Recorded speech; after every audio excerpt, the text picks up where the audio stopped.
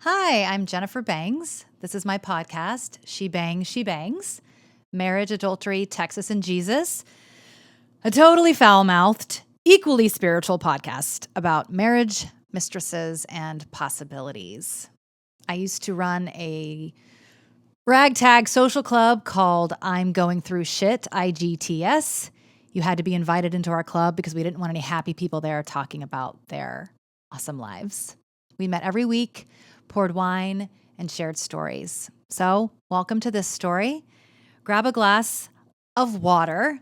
You're really going to need it this week. And welcome to episode 9.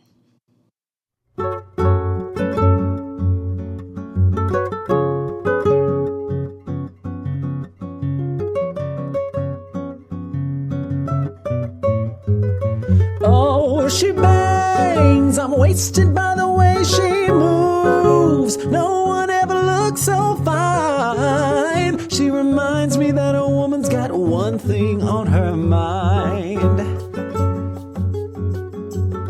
Welcome back to She Bangs, Marriage, Adultery, Texas, and Jesus. A totally spiritual, equally foul-mouthed podcast about marriage, mistresses, and possibilities. I'm your host, Jennifer Bangs. Years ago, I ran a ragtag social club in LA called IGTS. It stood for I'm Going Through Shit. We members called ourselves Igots, and you had to be invited into our club because we didn't want anyone there talking about their awesome lives. We were all women with husbands who had left us, and we all prayed like mad for their return. By this point in our story, my husband had returned, and after 1 to 2 fantastic years of healing, James, our son Andrew, and I left LA, adopting a cute little Russian along the way to Texas. Once we settled into my hometown, our marriage started falling apart. Again. My husband James returned to his callous, selfish ways and relentless threats to leave me. Though I still held out hope Jesus would do something, anything, to convict James of his unloving posture towards me, the years of toiling for the affections of my husband and never quite getting them had taken their toll. One February day, James played his last hand and said he was leaving me. And this time, I called his bluff. My heart could no longer accept my husband's constant threat of leaving. No more, I thought. So I said, fuck it. Fuck me! To a swarthy man named Robert who was playing my lover in a show in Texas.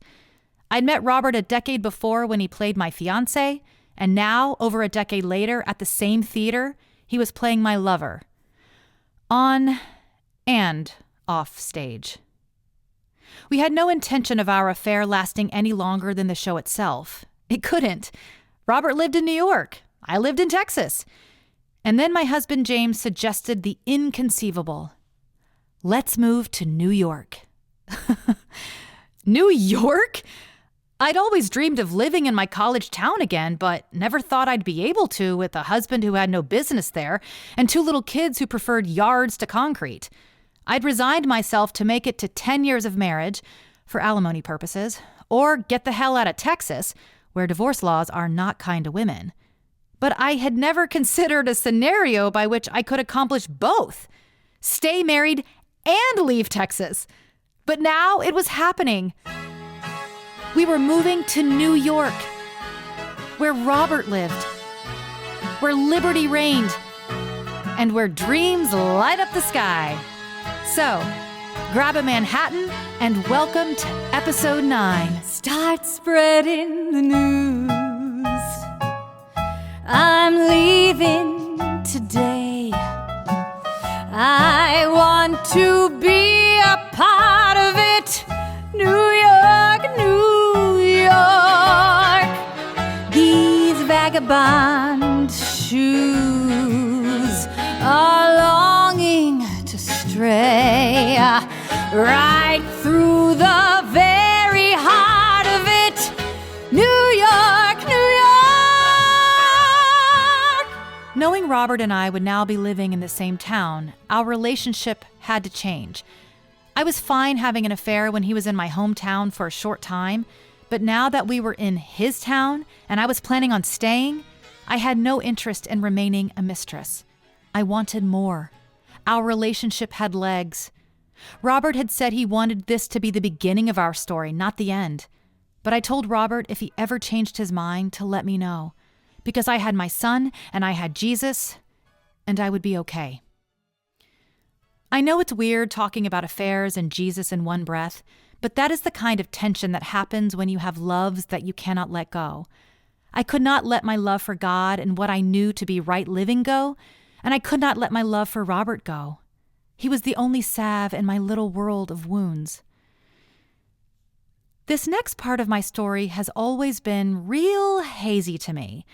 I've come to realize that when your actions are pure, good, righteous, memories are clear. And when you trespass into foreign lands, memories become murky. From the moment I set foot in New York City, my mind is a fog. From the time I met my husband James to my move to New York, it had been 10 years. And in those 10 years, I filled 6.5 journals. This next part of my story, which covers the final 2 years of the saga, I filled 4. For all you math people, that means I have 35% more documentation for the next part of the story, yet my brain is a pile of mush when I think back on these next 2 years. So it has forced me to sit down and go through thousands of pages of memories that I don't remember.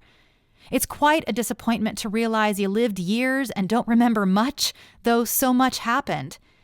It's not a fun thing to sit in front of your brain and try to make sense of it all. I guess that's why hindsight is so wonderful. Because when you're in the thick of it, it's just so hard to see. And was I in the thick of it? Leaving my husband and daughter and only taking my son to find a new home for us in the city where the married man I'd fallen in love with lived? The man who had sworn he would never leave his wife now was telling me he wanted to be with me and wanted to find a way? Oh, that was thick, all right. Oh, yeah. I had previously flown to New York City a month before in August to scout out an apartment for James and the kids and me to live. Because I hadn't lived in New York City since I was 20, I didn't know the first thing about finding a home for my family. Robert gave me the best advice. Look for strollers, Jenny. Find places where you see a lot of strollers and live there. My husband had given me a budget of what we could afford, and so I found a little 2-bedroom on the Upper West Side to rent right across the street from an elementary school. Because I knew what trauma it would be taking our kids who were used to space and yards and a pool to such urban living, I tried to find the most suburban-esque apartment I could find in Manhattan, on the first floor within walking distance to school. Andrew and Bibi wouldn't have to bring their bikes into an elevator to go home. We just walk in the front door like we always did. And I got a place next to Whole Foods and PetSmart, and so I'd be able to create some sense of commonality between Texas and New York with stores my kids recognized. It was the best I could do. And there were lots of strollers. I flew back to Texas and began the process of packing up half our house. At James's suggestion, our son Andrew and I would go on ahead, and our daughter Bibi and James would stay behind for a few months until his company could transfer him to the city. I had worked very, very hard getting Bibi into a special school, and so keeping her in Texas for a few more months seemed a good idea. It was a strange headspace to be in, moving my family to a new city where my lover lived, and yet part of me still wanting things with my husband to work out. I had a strong premonition we wouldn't make it past a year, but I still held out hope for a miracle.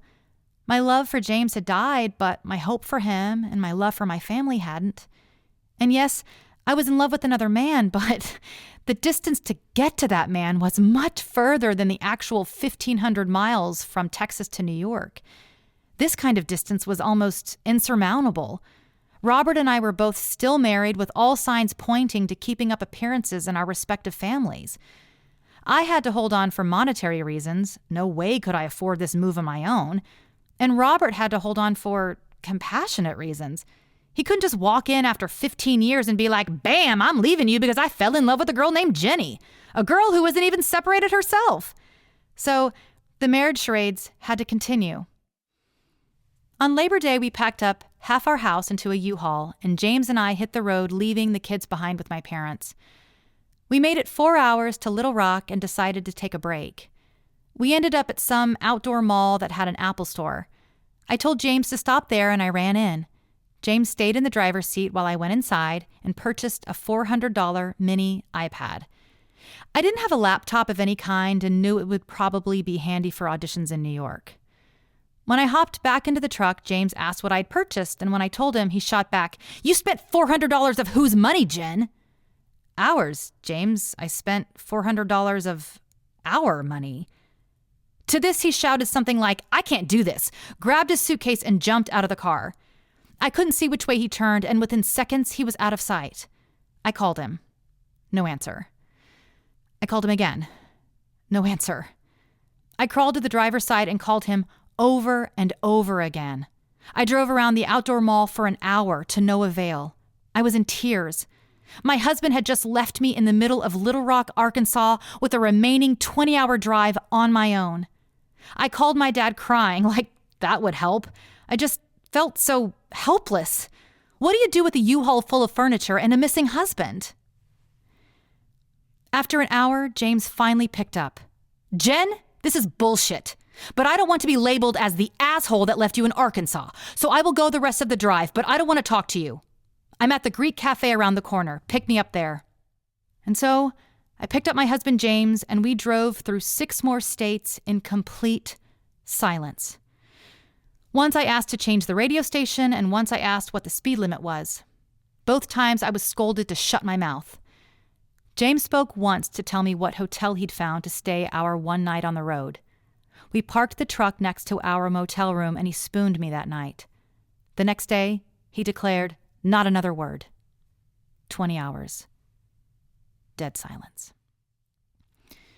The last hour, James said we could talk, and so we found movers online to help us with the heavy pieces when we got there. Once we moved in, James kicked back on the couch, relieved, and in good spirits.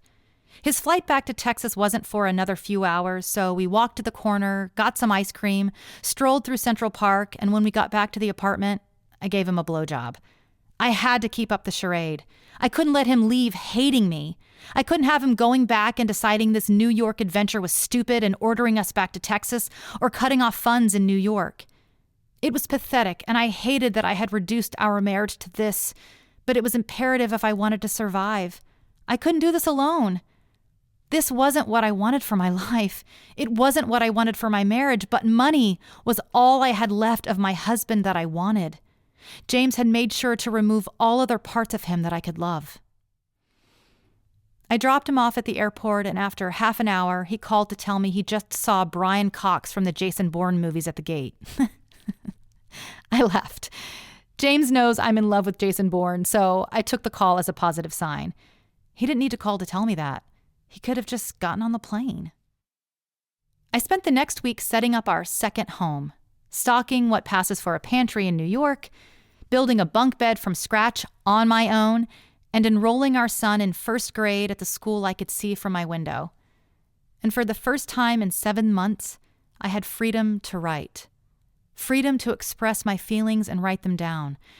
I had been finger-muzzled for the last 7 months, unable to type or write my thoughts or feelings, because when your husband's job is in digital information encryption, you don't really feel comfortable writing down thoughts surrounding your failing marriage and being in love with another man. And for an avid journal keeper, keeping this information inside was really hard.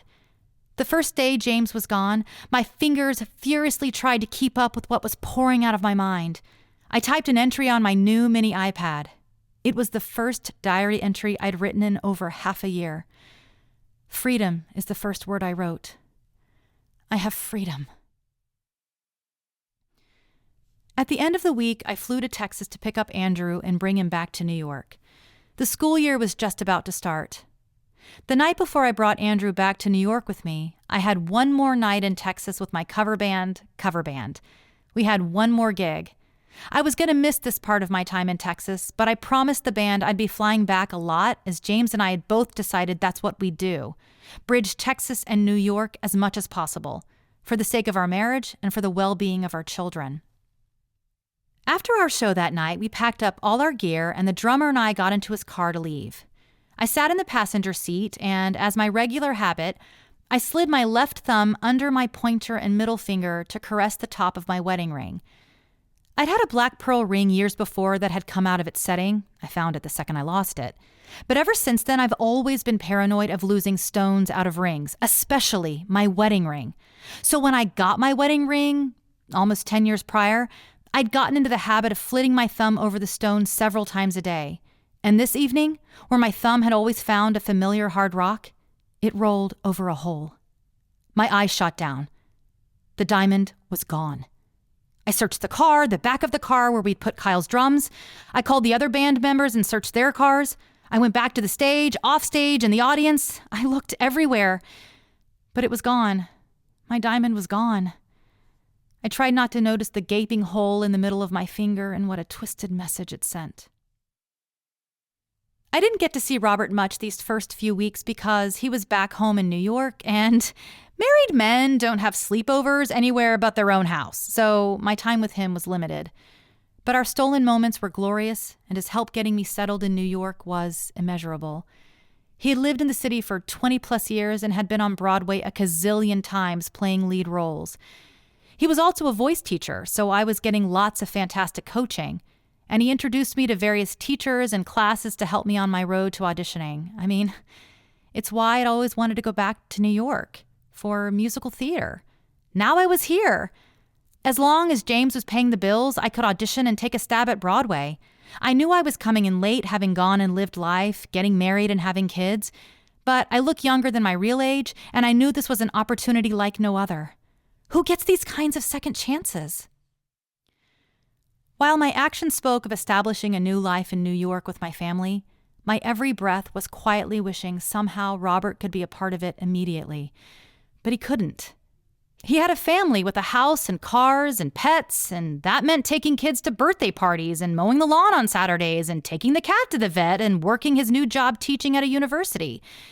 And I was at home all day trying to get my Fios connection set up and figure out how to grocery shop without a car.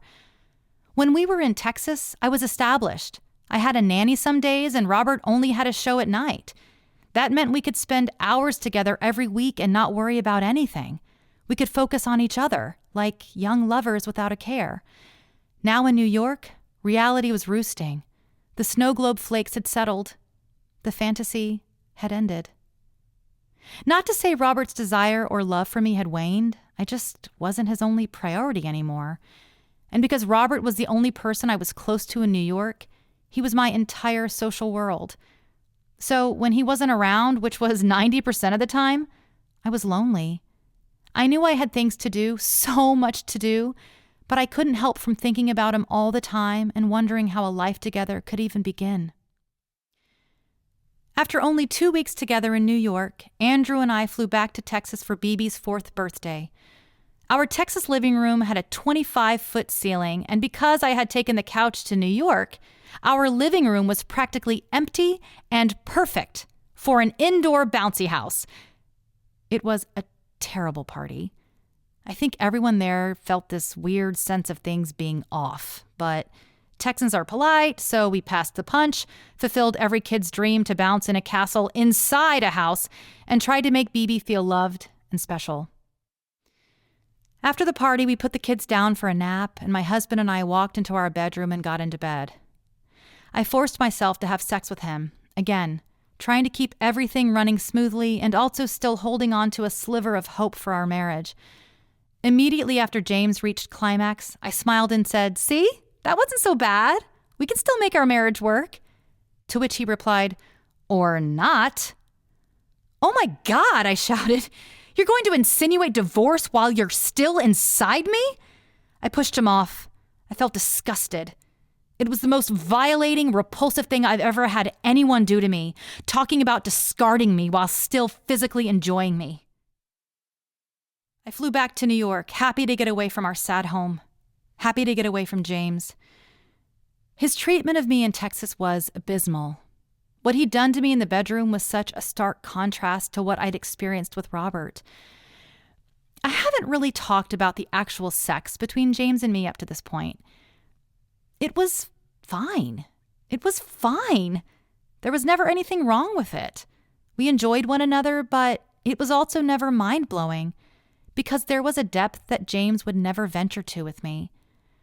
There's a verse in the Psalms that says, "Deep cries out to deep." I love that phrase. Some people just won't go there with you. I'm not talking about tricks and bending bodies and sheer physical pleasure. I'm talking about the deeper stuff. The stuff of haunting masterpieces. The stuff of sweeping legends and Jane Austen men in ruffled collars galloping through moors. The stuff hidden away in Mediterranean caves that summon jealous armies from afar. The stuff that moves one's soul in ways that leave men grasping for the words to express what they feel. I never had that with James. I knew it existed in a far-off land that I hoped one day to visit with my husband. I hoped one day, with time and commitment and settling into one another, we'd find it. But we never did. But the moment I kissed Robert, I was there. I entered through a door to this other dimension I'd only heard about in movies or caught glimpses of in drug-induced psychedelic rock. Look, I don't want to glorify adulterous sex to cause pain in anyone listening whose spouse is with another person right now. It's why I always ran from the subject matter of mistresses when James was gone, because it hurt so much. But it's running from this kind of talk that gets spouses in trouble because they want to shut their ears and pretend not connecting deeply in the bedroom isn't important. And this is why affairs are dangerous. Because once you've experienced love like this, connection like this, you cannot forget it. And it's why part of me didn't feel bad for Robert's wife, because like James, she never went there. She never wanted to go there with the person she married. So her husband found someone that would. And I was waiting to be found. I was going against everything I had ever believed in about fidelity and honor and faithfulness because my heart had found a haven in another woman's husband. It was a terrible place to find myself in, and equally confusing knowing these dark corners offered delight and reprieve like I never experienced before. Moment of honesty. Someone's gotta take the lead tonight. Who's it gonna be?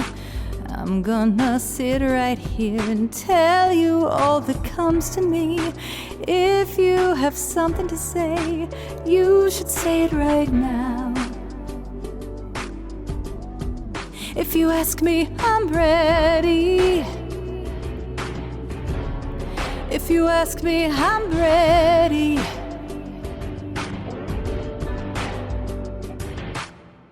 I knew it was wrong being involved with a married man, but I couldn't form the words "we're through" or force my feet to walk away. That would create more pain than I could bear. Robert's voice was the sole dissenter to James's, who'd been telling me for years what a sham I was. For the first time in my life, a man looked in my eyes and saw who I really was and loved me for it. I told God there was no way I could turn away from love like that. And so, I shut my eyes and took a step in faith that somehow we'd find a way. That first week back after BB's party in Texas, one crisp September afternoon, I was jogging around the Central Park Reservoir, thinking about James and my frustration with him, and thinking about Robert and my frustration not being able to see him as much. And as I'm jogging and thinking more and more about these men in my life, thinking about James, how he cheated on me with that blonde Canadian, thinking about Robert and wondering if I was enough for him, thinking how emotionally fraught I was over these men, I worked myself up into a white-hot rage, and in a temporary moment of insanity, I ripped off my wedding ring and threw it into the water. I jogged 3 more steps and collapsed. Oh my God, what did I just do? I dragged my heap of a body over to the fence that surrounded the reservoir and clung to the rails. What did I just do? I looked up and the Jackie Onassis Kennedy Reservoir sign stared back at me.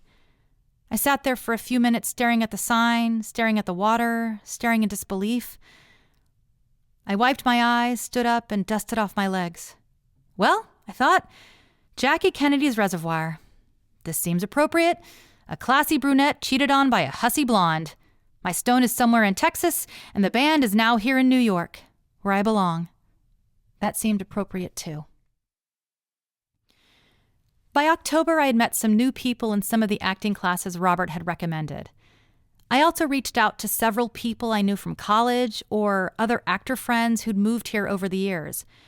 I sent out invitations to about 15 people who all said they'd come. People in New York don't really invite people over to their houses. Rather, you go out. But in Texas, you have people over. You either cook for them or cater for them. I looked forward to enjoying my first party and gathering of new and old friends. I spiffied up the place and bought food and drinks and set out the serving bowls full of appetizers and desserts. One by one, I got calls and texts and messages from every person declining last minute. I couldn't believe it. Every single person who said they'd come canceled. And as the hours ticked on and once all the declines had trickled in, I started cleaning up. As I put away all the silverware and trays, I heard Andrew's sweet little voice pipe up from the end of the table. "Look, Mommy." He pointed over to the couch where he'd taken every single one of his stuffed animals and lined them up in a row. "We're all here for your party, Mom." I thanked my lucky stars for the son God had given me. I put Andrew to bed, and around 9 p.m. my doorbell rang. It was Robert. "I heard you're having a party." I threw my arms around his neck. "You said you couldn't make it." "I did, Jenny, but I worked it out. I knew I had to be here." Then looking around, he said, "Aw, baby, did no one come?" "No," I said. "Everyone canceled. But now I'm glad. You're here. That's all that matters. My son, his stuffed animals, and you." And that's how my first days in New York City were. Andrew, Robert, and no one else. Robert had a son exactly Andrew's age, so he knew how to play with my boy and make him laugh.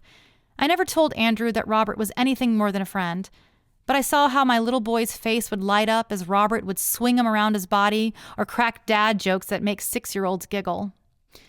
And as much as Robert made Andrew laugh, he made me laugh as well. Robert has a dark, twisted sort of humor. He's smart and brooding, and it matches well with my humor too. Intelligent and super non-PC. He once told a squirrel to fuck off because he was looking at him wrong. I howled at that. And in addition to this wicked humor I adored, Robert wrote me songs. The second song he ever wrote me was in June of our summer affair, only a few months before. He sung the words, "Jenny, I love you," for the first time through that song. Robert has been in more Broadway shows than any actor I know. He's been praised by Stephen Sondheim and Ken Ludwig and Frank Wildhorn as one of the best actors, singers in the roles he's played in the shows they've written. His talent is well respected in the theater community. But what no one knows is that Robert also writes songs. A river unbroken and bending through forests. A river, her power unharnessed and wild. Reflecting the heaven, she rambles forever. Her canyon walls echo the laugh of a child. Her canyon walls echo the laugh of a child.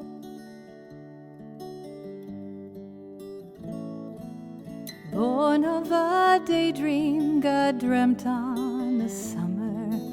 Thirsty for water, his thumb carved a bed. And yours was the body he placed in its current. And yours is the grace by which oceans are fed. And yours is the grace by which oceans are fed. River roll by, river run deep, open my eyes, rock me to sleep, take me away, far from the crowd, where I can say how I feel out loud. Jenny, I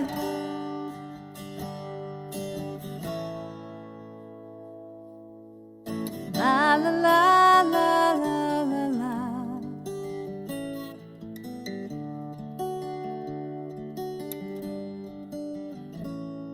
And had I a rowboat, I'd set out upon you.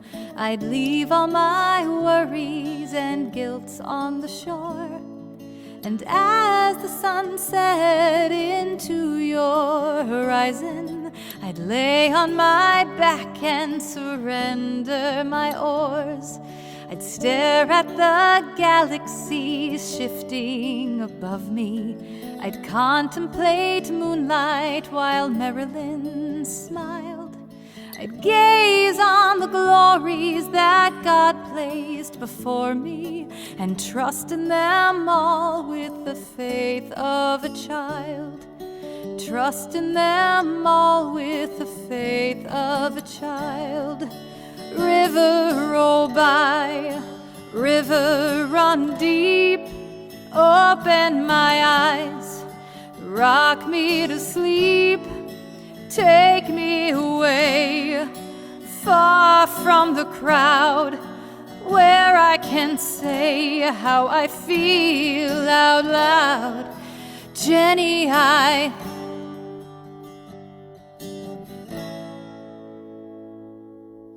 La la la la la la la.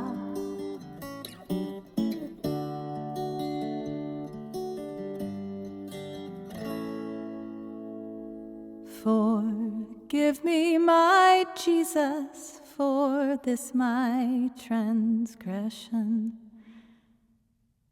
For sin upon sin I've compiled. But I was the desert till she trickled through me, filling my soul with the songs of a child. La la la la la la la. River roll by, river run deep, open my eyes, rock me to sleep, take me away, far from the crowd, where I can say how I feel out loud. Jenny, I love you. I think I might love you. And that's not even his best work. Andrew and I had been in New York 6 weeks, and in those 6 weeks, James never called, and I never called James.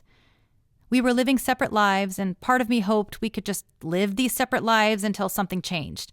Either I'd catch a big break, or James would suddenly remember what a fabulous girl he married. Maybe James would soften. Maybe distance would make his heart grow fonder. Maybe he'd get another brain injury and knock some sense back into him. We'd both decided this new adventure would be good for us, give us a little break. And James and Bibi would move here around Christmas. So we only talked when it was absolutely necessary. And in the 6 weeks Andrew and I had been in New York, I'd only texted James a couple times. So when James rang me one afternoon in the middle of October, I was puzzled. Hey Jen, I wanted to let you know that in the next couple of days, I'll be filing for divorce. His words fell out matter-of-factly, almost cold. These were the words I'd been running from for almost a decade. The thing I feared more than anything. The thing I'd been fighting and pulling for my family over. The thing that had scared me so much, I had put up with so much to prevent it. And as the words fell out of James's mouth and shot up to some satellite in space and back down through my Samsung, I was filled not with dread, but relief. I welcomed in his words and exhaled. Finally, it was here. The worst had now happened. James was leaving me for good. And I would let him. I would let him go this time. And what followed this momentary episode of calm was a mountain of stress as I embarked on one dastardly difficult divorce. My husband was an entrepreneur who'd started multiple companies over the years. And anyone in business will tell you that multiple companies over the years affords you lots of room to hide money because multiple companies over the years is very complicated. Our last tax return was over 300 pages long. I didn't know where to start. I had always trusted my husband would take care of us financially. Even that first year James had left, he never messed with the finances. Even when we were separated and became millionaires, James called me the second he sold that company. I had spent our entire marriage believing that James would never screw me over money. And then over the last year, when my resolve to keep us together began to crack, I realized I knew nothing of our finances and that it was too late to ask. I realized James had started hiding it all years before. I did my best to try to find out, but James was also in the business of email encryption. His job was to hide information digitally. All our paper files were back in Texas, and then it hit me, James never kept paper files. He must have kept everything at work. I had very little to go on. I jogged my memory of the past 10 years of conversations we'd had. Our homes in Iowa, names of people he'd worked with, names of companies he'd mentioned. I never wrote any of it down, so I was trying to recount a decade of clues through memory. I remembered quite a bit and reached out to everyone I thought could fill in the gaps. I pleaded with dozens of business partners, attorneys, and bankers. I knew some of them and some of them I didn't, but I pleaded with all of them to help me. I was stonewalled at every turn. All I ever got was a handwritten letter from one business partner who wrote, "I know nothing." That didn't look the least bit sketchy. Days later, James emailed that he was selling our house in Texas. A week after that, he emailed he was moving to LA and that he was taking BB with him. I knew there was nothing I could do. My husband had fucked me every which way. I had zero leverage. He could do anything he wanted. He could take BB and there was nothing I could do about it because I had no money and James had drained all the bank accounts. If I reached for her, James would counteract and come for Andrew. It was a very Sophie's Choice sort of feeling. James had left me with one child. If I could have had both children, I would have, but I knew I couldn't survive with both kids on my own. BB was still in preschool and I couldn't afford childcare. Plus, I couldn't look for jobs or audition or work or do anything with a 4-year-old that demanded my full attention. And because James had hidden all our assets, I couldn't prove how much money we had for him to pay childcare. I hired a forensic accountant who took thousands of dollars and found nothing because he was operating off the documents of James's company's COO, which happened to be James. How could I have let this happen? I'm well aware what a fool I sound not protecting myself from all of this happening. But here's the thing. Nothing in my life had prepared me for something like this. No one in my family was divorced. There were no moments of matrons sitting down their female kin warning them to keep some money on the side because Aunt so-and-so had been screwed over by Uncle so-and-so. Men in my family always took care of their wives and children. Men in James's family always took care of their wives and children. Even when James first left me, he told me on more than one occasion that he would take care of Andrew and me. And he did. He never stopped paying the bills when we were separated. The only times I'd ever heard of men not paying child support were because those men were broke. And James and I were millionaires. Never in a million years did I think James would abandon his son financially. Never. Never in 100 million years. Yes, I knew James was cheap. We only bought used cars and lived in foreclosures. James liked having money, not spending it, like Scrooge McDuck, much preferring to swim through gold coins than actually buying things. But I thought this was because James had grown up super poor, and having money in the bank made him feel better. I never thought he'd inflict that scary scarcity he knew too well from his childhood onto his own son. And because I had grown up in an upper middle class home, I was never made to have any fears about not being taken care of financially. I'd always been taken care of. At the very least, I knew James would take care of his children. At the very least. I trusted my husband, the justice system, and my attorney that Andrew and me would be made whole, that court would be fair. I didn't know that rich fathers can abandon sons, judges can be sexist pigs, and that vetted, high-priced attorneys can fuck you over. We entered into discovery, and my husband threw hundreds of pages of nothingness at me. Homemade Excel spreadsheets, boilerplate contracts with missing information, literature printed off of websites. If you're in the world of financial covertness, this isn't news to you. If you're in the business of civil crime, this isn't news to you. But it was to me. I was an honest person. Well, I would never screw someone out of money, especially if that someone was in charge of taking care of my child. It was a lost cause. I didn't even know what to ask regarding our finances in James's companies. I didn't even know what to look for. I found myself spending hours a day trying to make heads or tails of something I didn't even know had heads or tails. I would sit on the floor in our 2-bedroom rifling through thousands of pages of information, and as mind-numbing as this was, it was also extremely painful. sifting through what used to be positive and trying to find the negative that would lead me to the truth. I equate this kind of hunt to giving mouth to a corpse, trying to find life in something that is dead, trying to find the keys to financial fortitude in the cavern of a cadaver. My marriage was dead, and I was trying to resuscitate it just long enough to find the gold. The only 2 accounts I knew about were joint accounts. James drained them both down to $10,000 total. My attorney told me James would have to put the money back and not to worry. I had a sinking feeling that advice would prove to be wrong. It was. At every turn, James kept getting away with everything. He was ordered to pay temporary spousal support. He never did. I took him to court over it, but James claimed he left his tax returns in the car and that his company had gone bankrupt and he just had no money.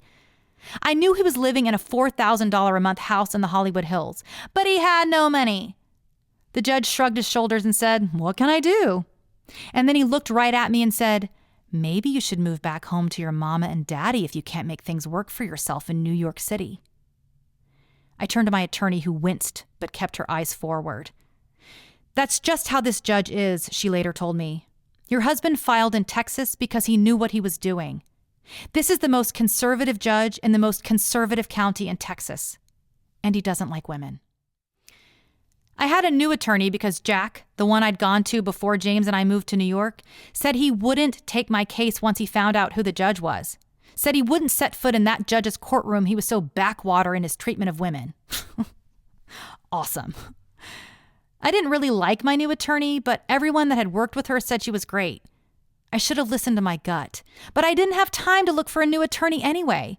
My credit card bill had risen to $20,000 and James had stopped paying it. I had to keep moving forward despite my misgivings. She's from a good firm, I kept telling myself. She's from a good firm. James and I continued to have several court appearances over the next year, so I continued with the divorce paperwork, which consumed a good bulk of my life. Getting divorced is a full-time job. Know what else is a full-time job? Auditioning. And what else is a full-time job? Being a single parent. And finding a full-time job is also a full-time job. And out on top of this, being in a new city where you don't even have the basics down, like where the post office is, or the dry cleaner, or the cheapest grocery store. Or even, where do you buy shoes for your son in Manhattan? Little things that make life a little more efficient if you have that information. Well, I didn't. Everything was new. Everything took longer. So here I was going through a divorce, auditioning, trying to take care of my son who just watched his family rip in half and losing his dad overnight, trying to find work in a new city where I had zero connections, trying to pay rent on an expensive 2-bedroom on the Upper West Side in the highest rental market New York City has ever seen. I woke up every day, my stomach in knots. How was I going to survive? I'd cry out to God, but my prayers were a Pollock painting, chaotic and layered. I was having an affair and knew my prayers would be hindered. They'd have to be, right? But I also knew God loved me. I didn't know what posture to take, the sinner laid out prostrate on her face begging for mercy, or the daughter standing confidently in the courts before her father the king. I didn't know how to pray. I didn't know what to do. I couldn't go back to Texas. That would be the death of me. My parents had started blaming me for the divorce, so I had no desire to go back home. They were always generous with my kids. They'd watch them whenever I needed, for as long as I needed, and paid for everything when they were in their care. But James had weaseled his way into my parents' hearts, and because my mom had never really liked me and my dad had never really given a shit, they took James aside and did not offer to help. Nothing was in Texas anymore. My girl was gone. My house was gone. The theater where I'd worked was gone, as James had made sure they'd never hire me again. And besides, I was in New York. This is where I'd always wanted to be. This is what I dreamed about in that drunken confession at Sundance not 10 months before. God had done the impossible, brought me to New York City with my son. He got me here. But how the hell was I supposed to stay? Andrew and I started going to a Presbyterian church I'd gone to when I was in college. The church was in walking distance to our home, and the weather was still lovely, so Andrew and I would walk to church every Sunday. I liked having my house and house of worship in the same community. It brought a sense of wholeness to our jagged existence at the time. After the service every Sunday, the church would offer fellowship and cookies up on the 5th floor. My son loved that. And, well, so did I. After church one Sunday in November, Andrew and I piled into the elevator and I saw a face I hadn't seen in years. Armando, right? You don't remember me. We were in Navigators, a Bible study at NYU? Oh, I remember you, he nodded. We clambered out of the crowded elevator once we hit the top floor and began reacquainting ourselves with each other. Armando and I spoke for maybe 10 minutes. And in that 10 minutes, he fell completely in love with me. Now, let me state, I'm not one who typically thinks guys are into her. In fact, I've apparently been on several dates with men and had no clue it was a date. So the fact that I was pretty sure Armando was into me made it pretty clear he was. I knew Armando was straight because he dated women in college, but his time in the fashion industry had affected him. I mean, he was still straight, but he carried big bags and wore heeled men's shoes. Yes, he was into me, but he also seemed harmless. He asked me out a few days later, and so we went to dinner. Despite my objections, he paid for everything, including the cab ride home. We went out again the next week, right before Christmas, and he had a present for me, a Ferragamo bag. I didn't know much about labels then, but knowing Armando was a successful fashion writer, I knew the bag was in good taste and probably very expensive. Should I sell it? I was still in a state of panic.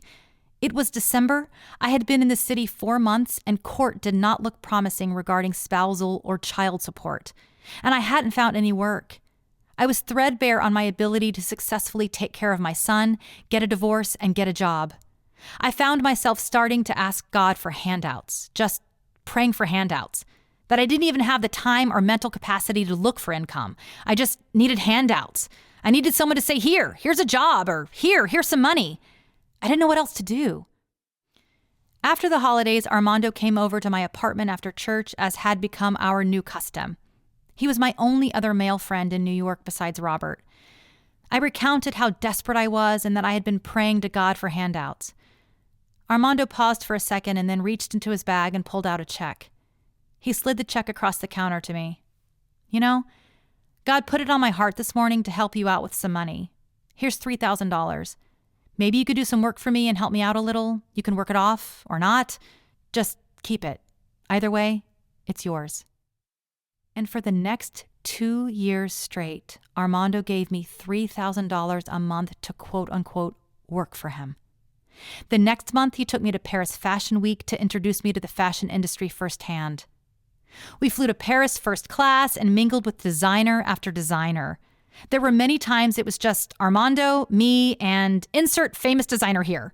Rick Owens, Albert Elbaz, Manolo Blahnik, Miss Sungju Kim of MCM, even Kim Kardashian and Kanye West.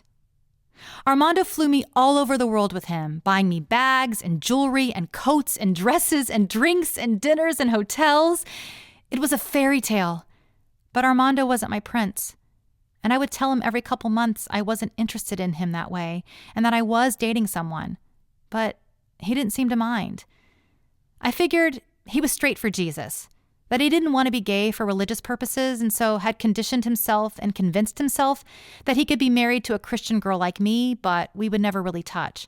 He could just buy me things and maybe over time that would be enough. From time to time, I would casually slip in the question if he'd ever been with a man or considered it, and every time he would very calmly state he wasn't interested. He was so ho-hum about it, it seemed an authentic answer. Then over time, I considered maybe he wasn't gay, just more asexual. But this didn't add up because every time I mentioned Robert, Armando would become despondent.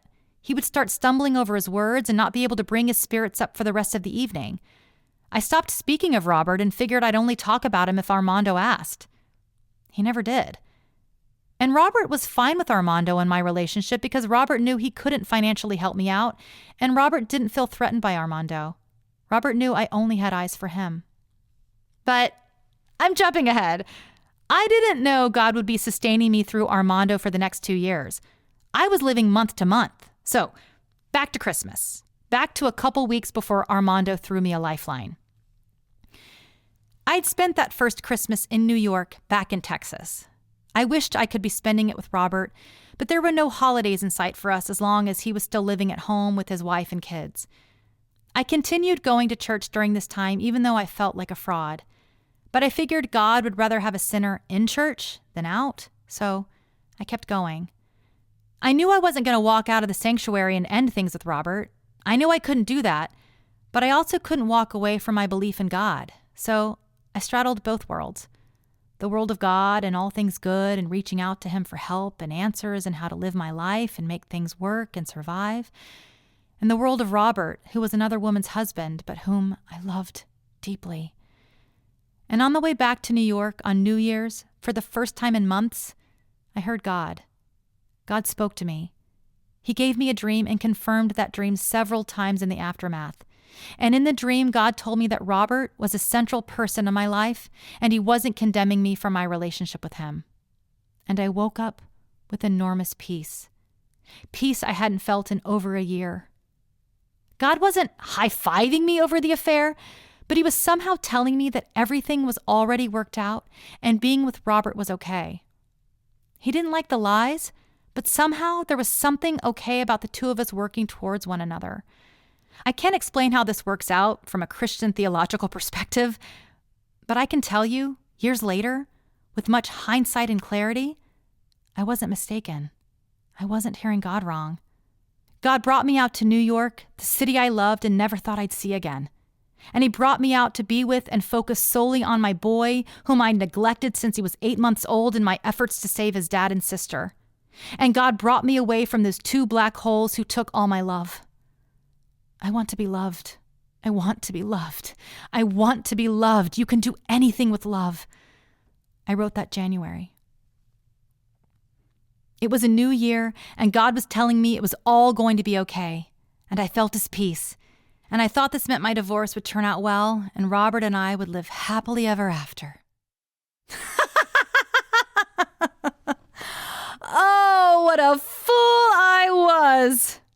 Tune in next episode, episode 10, The Fat Lady Sings. This is She Bangs, Marriage, Adultery, Texas, and Jesus. Find me on Twitter at Jennifer Bangs or shebangs.com. Cheers. Until next time. She bangs, I'm wasted by the way she moves.